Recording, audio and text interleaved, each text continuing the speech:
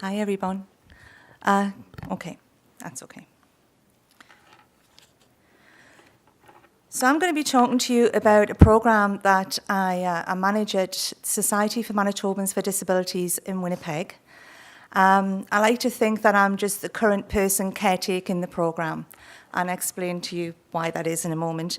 I'm also going to be giving you some information on the way that the program works and what it's built on, which is the concept of cultural brokering, and going to be giving you some insight into how cultural brokering works, and if you're using cultural brokering or considering using cultural brokering, what you need to be aware of. Of course, you can't see when I turn my page unless I move the clicker. So Society for Manitobans with Disabilities is a family of organisations that are working together to improve the lives of persons with disabilities in Manitoba. And that's a province-wide organisation. Some of the services that we provide are listed here. This list is not exhaustive. We do have additional programmes and services as well. They're not in any particular order. We're second from the bottom, but we're not in any particular order. The Ethno-Cultural programme. So our program works with newcomers with disabilities whose first language is not English and helps them navigate the health and social service systems. There are other additional systems that we also help them navigate, such as housing, etc.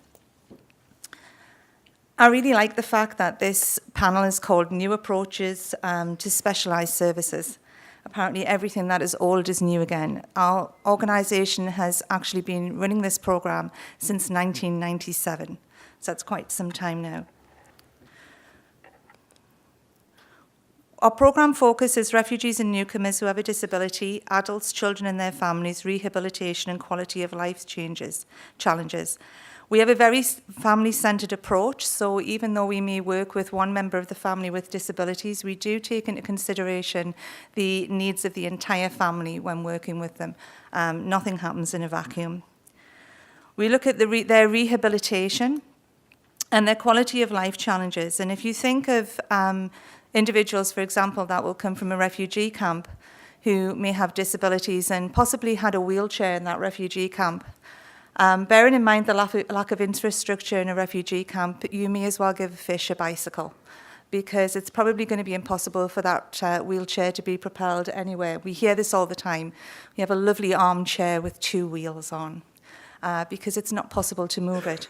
So when people come here, they have to learn not only how to propel that chair and be able to navigate through streets here in that chair, but they've also got to build up the physical strength to be able to do that as well, and upper body strength, and all that takes a lot of time. We have 8 cultural resource facilitators, and that's what we call the cultural brokers that work in our programme.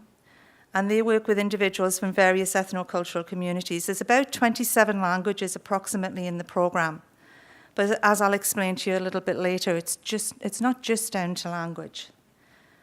The referrals to our programme come from a wide variety of sources. We can have someone who is self-referred, the school systems refer, daycares, provincial departments, settlement organisations, including language organisations, colleges, universities, the Winnipeg Regional Health Authority, Manitoba Health.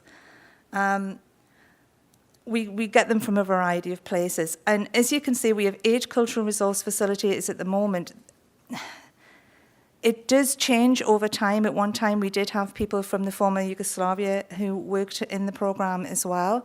And I believe we also had someone from the Republic of Congo, the Burundian member of staff as well. So obviously, we envisage that this will change again, and we'll be adding a Syrian worker. Our last person that we hired was from Somalia.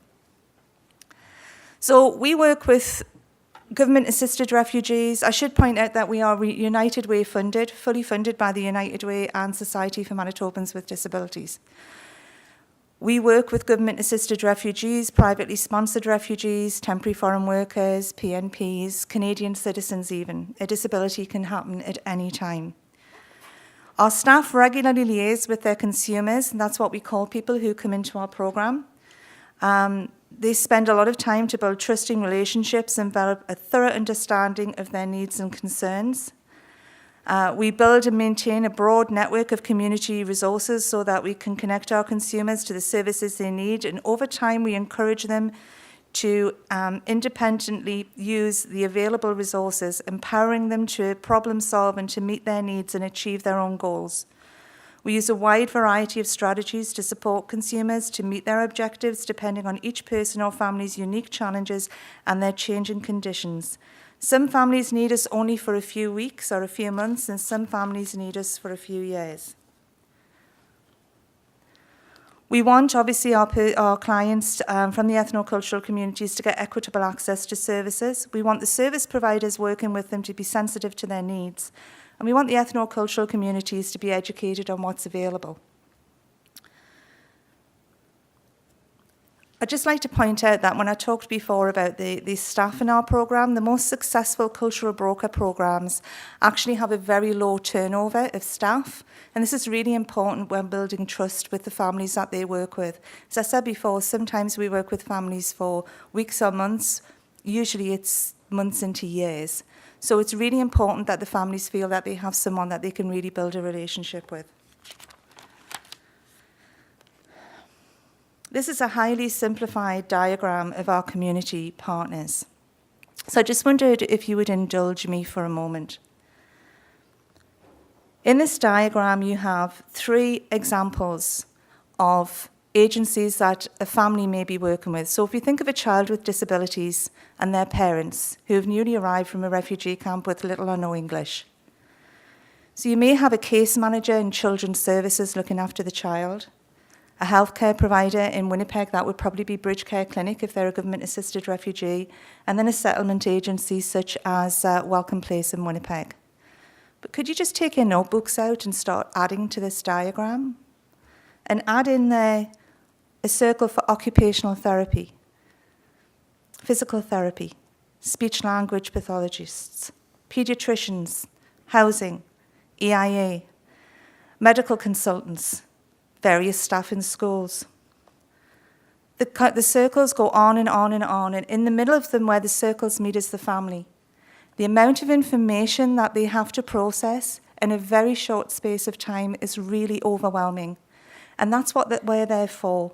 We're there to help them process that information and make sense of a very, very complex situation that they find themselves in.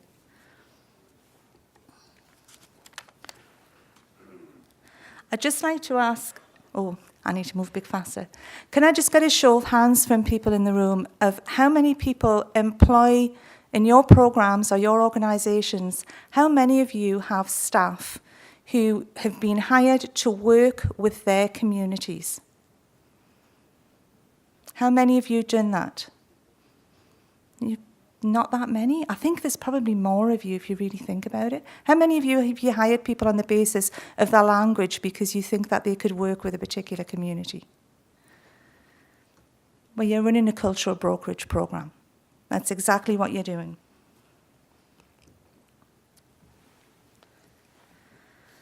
A cultural broker will liaise and advocate. They're a really good link between clients and service providers. They act as cultural guides as well. When you think of liaise and advocate, for our staff, one of the more challenging things that they do is advocate for people for housing. A brief example is we've had a challenging case with a child with complex needs, and the family were placed in housing that had, it was infested with bed bugs and mice and cockroaches. And then being able to move that family out of that situation into new housing, we were able to liaise with New Journey Housing in Winnipeg and make that happen for them. But it took a lot of work, and it also was very stressful for the family to understand why this was not happening immediately. Cultural brokers are mediators. They're change agents. I'm going through this quickly now because I don't have much time.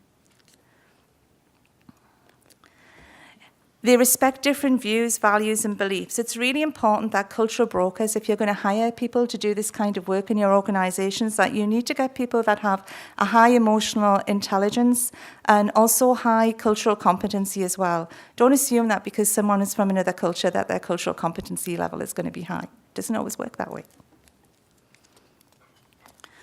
They also tolerate ambiguous roles and function at the margins of various systems. They take risks and they respect privacy and confidentiality. It's really risky to be a cultural broker. They have two bosses. They have us and they have their community. And it's very difficult for them to maintain boundaries and to maintain their way of working, because if they go back to their communities and tell their communities that they're not allowed to do something, then their communities will immediately distrust them. They'll immediately think that they're not doing their job properly. You work for us. You should be taking care of this. And that's quite problematic and high risk if you live in the communities that you're working for. They need to have a high level of knowledge about their own culture. Again, don't assume that's always the case. And they need to understand how a diverse community's culture differs from the mainstream service system's culture. They need to understand acculturation as well. Out of all of our staff, 6 members of the staff are former refugees or immigrants.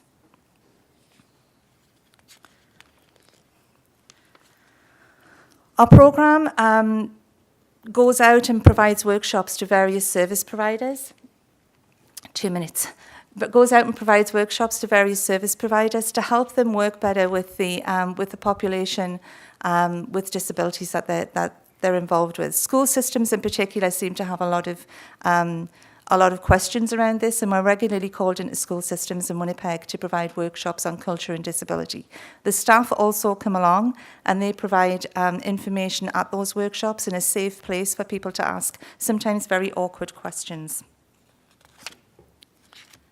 So they need to be able to explain the nuances of their verbal and non-verbal communications as well, from one culture to another. It's amazing how many questions we get about body language and how that impacts service providers' ability to be able to interact with families. Let me go. This is what I really wanted to get to. For those of you who are employing individuals to work with the communities that they also live in, please remember that it's very difficult for them to maintain boundaries. We're in the process of developing training for our brokers and trying to provide supports to make sure that they're getting some help in maintaining those boundaries. Time management is incredibly difficult for them. Often they find themselves working 7 days a week, 24 hours a day. They're getting texts during the night. People follow them home from their places of worship. It's very difficult for them at times. Professional recognition. This is something that we're trying to do for the brokers at the moment in Winnipeg. We find that there's a really big push for interpreters to be recognised for the work that they do, but there isn't the same recognition for cultural brokers, even though the work that they do is much more complex, takes much more time, and there's no qualifications to become a cultural broker, right? You can be trained to be an interpreter, but there's nothing to be a cultural broker. And as a result of that, there's a lot of professional isolation for them as well. Even trying for themselves, new hires. When I hired my Somalian member of staff, it took him a long time to figure out what he was going to tell his wife about what his new role was, because he'd never heard of a cultural broker before. I just want to, before I go into this, 3 years ago I went looking for help. I went looking to see what other agencies were doing this across the country. I made contact with Dr. Ruth Wolfe at the University of Alberta and Sarah Torres at McGill University. And with them and the help of Yvonne Chu, who runs the Multicultural Health Brokers Co-op in Edmonton, we formed a national network called the Community Health Workers Network of Canada. And it's basically cultural brokers that all get together and talk about the challenges that we're having in our programs. And I'd be really happy to provide you with information on that if you'd like to afterwards. This is some of the applications that you can use cultural brokerage in. And I'm sorry I had lots of information, but I seem to have run out of time. Thank you.